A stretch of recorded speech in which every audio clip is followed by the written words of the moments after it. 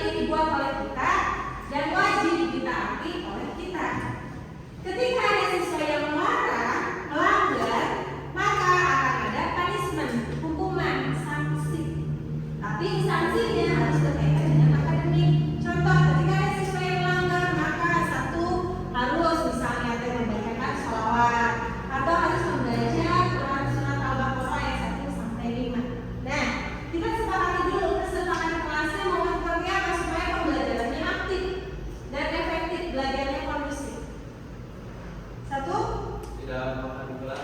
Oke, satu, ketika belajar tidak boleh makan di kelas. Dua, Tidak bermain HP. tidak boleh main HP. Tiga, tidak boleh ngobrol. Empat, Tidak boleh bolak-balik ke WC. tidak boleh bolak-balik ke WC. Ada lagi? Kelas harus rapi. Oke. Kita sepakati bareng bahwa satu, ketika belajar tidak boleh bermain HP. Dua, ketika belajar tidak boleh ngobrol. Tiga, ketika belajar Tidak boleh sambil makan. sambil makan. Empat, tidak boleh bolak-balik ke WC. Terakhir, kelas harus bersih dan rapi. Nah, materi sebelumnya kemarin kita belajar tentang apa? Pernikahan dalam Islam. Apa sih pernikahan itu secara bahasa? Coba masih ingat?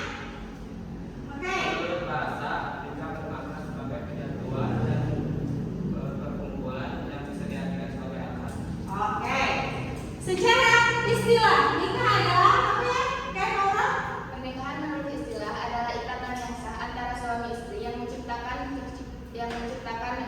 hukum, hak serta kewajiban yang harus dilaksanakan di antara keduanya. Oke, sip ya, ternyata masih ingat. Oke. Sekarang kita masih membahas tentang pernikahan tapi di pertemuan kedua. Berbicara tentang pernikahan, bagaimana sih gambaran rumah tangga yang ideal menurut kalian?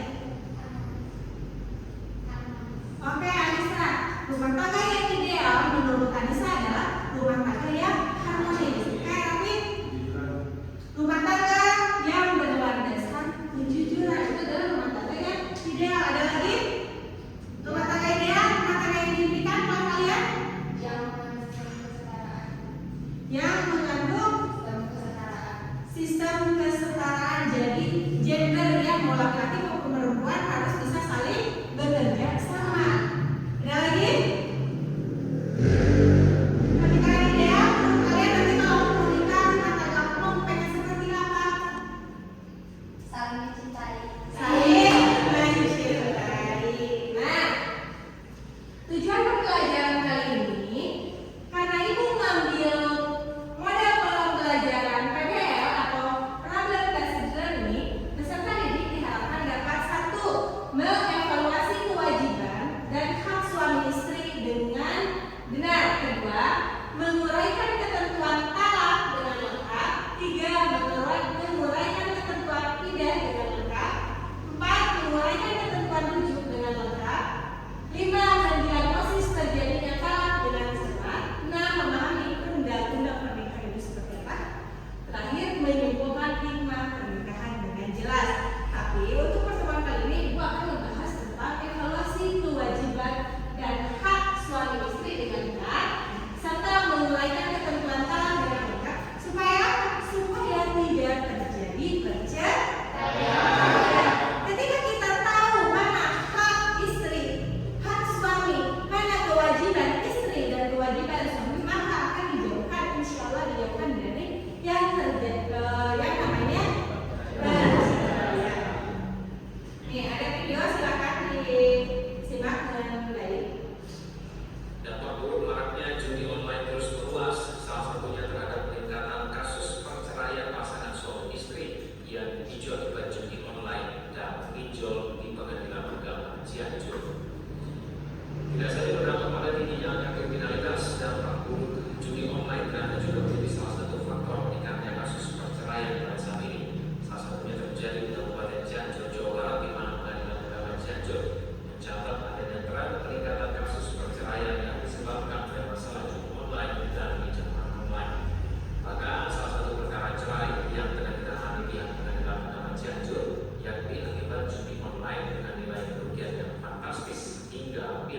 Humas Pengadilan Agama Cianjur mengatakan sejak bulan Januari hingga Juli 2024 tercatat ada sebanyak 2.474 perkara cerai gugat dan cerai alam. 70% diantaranya merupakan cerai gugat yang diajukan oleh istri terhadap suaminya akibat judi online dan pinjaman online.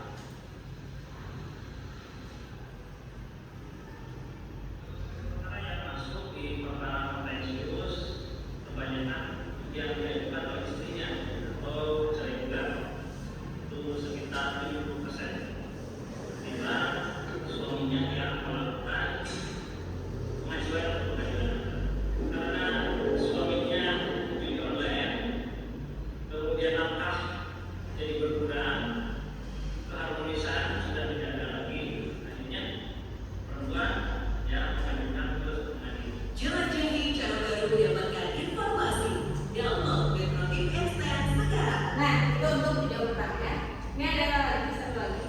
Sementara itu, Warga Kepala Jawa Tengah heboh dengan peristiwa pernikahan anak di bawah umur. Kedua pengantin masih duduk di bangku SMP dan foto pernikahan keduanya pun viral di media sosial. Inilah foto pernikahan anak di bawah umur yang viral di media sosial. Yang membuat heboh warga lantaran kedua mempelai baru berusia 4 tahun dan masih duduk di bangku SMP. Ketua RT tempat tinggal mempelai putri menjelaskan pernikahan digelar pada 19 Mei lalu secara siri. Namun ketua RT tidak mengetahui alasan pernikahan dan mengaku hanya diberi undangan untuk menghadiri pernikahan. Telah memberikan penjelasan hanya menyarankan apabila sudah menikah dan nanti juga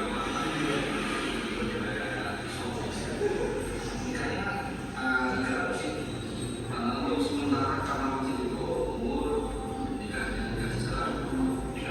Tidak sekolah mengundangkan kedua orang tersebut merupakan siswa mereka, akan tetapi keduanya telah mengundurkan diri sebelum menikah dengan alasan sakit. Pihak sekolah juga telah mendatangi rumah siswa tersebut untuk memberikan edukasi agar tidak menikah dini. Tapi pihak keluarga tetap melakukan pernikahan dengan alasan berbeda.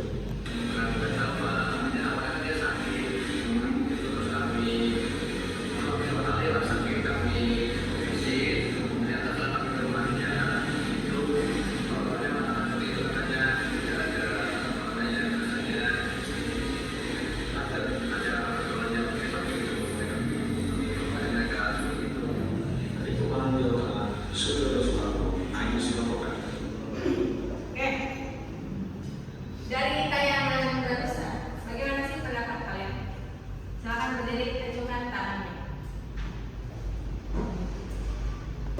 Oke. Menurut saya, pernikahan secara dini tidak dianjurkan karena kedua mempelai pasti belum siap secara mental, fisik, materi, sehingga nantinya akan menyebabkan perceraian. Oke. Sip. Ada lagi? Ada Bu, video kedua. Kasus pertama dan video pertama. Pendapat saya, kita dapat menyadari pentingnya hak dan kewajiban suami istri terhadap penyelewengan Ya. seperti judi online. Oke, boleh. Ada lagi nggak? Tidak. Sudah cukup? Oke. Ibu punya LKPD, di mana LKPD-nya itu tugas untuk membantu jam peserta didik. Kalian di sini dituangkan pertanyaan, di mana kalian harus mencari jawabannya. Pertama, mencari studi kasus tentang perceraian. Kedua, dianalisis apa sih yang menyebabkan perceraian. Ketiga, bagaimana solusinya supaya tidak terjadi perceraian. Silakan duduknya berkelompok, satu kelompok 4 orang saja ya. Ini untuk kelompok 1, LKPD-nya. Kelompok 2, kelompok 3.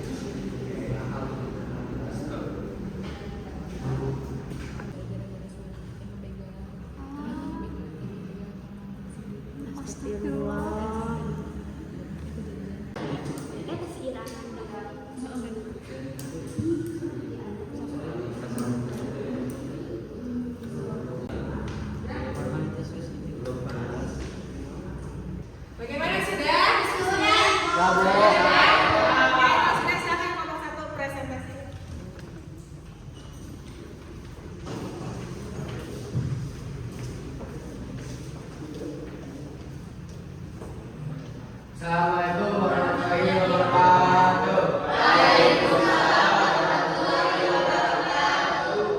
Di sini kami akan mempresentasikan tentang studi perceraian. Saya di sini mengambil tentang suatu kasus perceraian yang dimana diakibatkan oleh komunikasi yang tidak efektif. Dan adapun solusinya untuk memperbaikinya adalah menjalin komunikasi yang efektif antara satu sama lain dan saling memahami satu sama lain. Mungkin sudah cukup segitu. Apakah ada yang ingin ditanyakan? Kalau saya, apa saja kewajiban suami? Baik, akan saya jawab pertanyaan dari Anissa. Kewajiban dari suami adalah menafkahi keluarga, menggauli istri secara makmur, membantu istri dalam tugas sehari-hari, dan menjadi pemimpin keluarga. Apakah ada yang ingin ditanyakan lagi? Apa yang menjadi hak suami dan istri?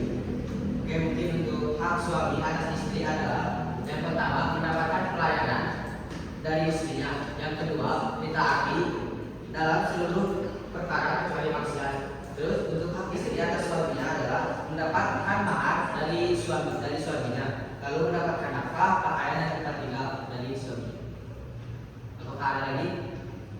Bagaimana hikmah dari pernikahan? Nah, di sini terdapat 5 pernikahan, yaitu yang pertama untuk memenuhi jalan keluarnya hubungan seksual. Nah, yang kedua yaitu pernikahan merupakan jalan terbaik untuk membutuhkan keturunan. Yang ketiga yaitu pernikahan menumbuhkan naluri keibuan dan keayahan untuk perasaan saling cinta dan saling sayang. Yang keempat yaitu pernikahan menimbulkan sikap rajin terhadap pekerjaan karena bisa memenuhi tanggung jawab sebagai keluarga. Yang kelima yaitu pernikahan akan mempererat tali kekeluargaan. Oke, mungkin bisa dicukupkan. Dan sekian dari kami. Assalamualaikum warahmatullahi wabarakatuh.